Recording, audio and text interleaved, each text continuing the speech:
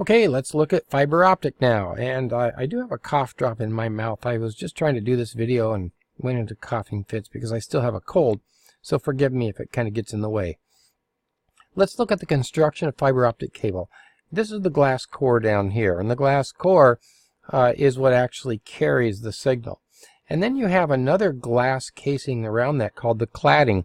It's typically also glass, and its purpose is to bounce the signal off so that the other signal stays in the core. So it has very special optical properties to do that. And then we have a coating here that provides this darkness for this thing and keeps it safe as well. And then this is just for strength. And then finally the outer jacket. Fairly simple. Of course, when we get into the submarine fiber, transoceanic fiber, we have to add a lot more things. There's some mylar tape, an aluminum water barrier, and petroleum jelly. These are really sticky. All this stuff to protect it from all the marine life and the salt water and all of that.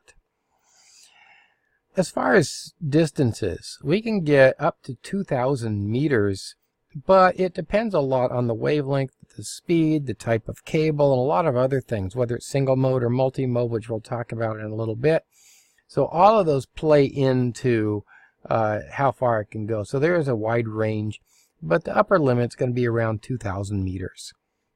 One nice thing about fiber optic is that it's repeatable for very many repetitions. So here I have a repeater, and we're dropping this into the ocean, and this repeater then can continue to repeat the signal over and over and over again. With twisted pair cable, for example, you can't repeat it as many times, 9 or 10 times, and then the signal starts to fizzle out. But here with fiber, you can get away with that. How fast can it go? 500 gigabits per second is actually pretty amazing.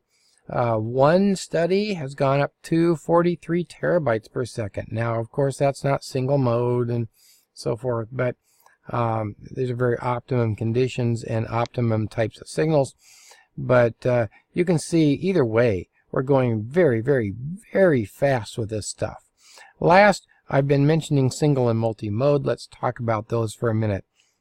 Single mode fiber has a very small glass tube in here. You can see multi-mode has a very large glass tube going through here. I can only put one beam of light through here. We call that one mode or a single mode. Here I can put in 3 different beams of light, and they intertwine and manage to keep themselves separate. I cannot go as far with this multi-mode fiber, and this will always be thicker wire, thicker cable that you're dealing with. So that is the difference between the two modes. Thank you very much, and that's the end of our fiber optic video.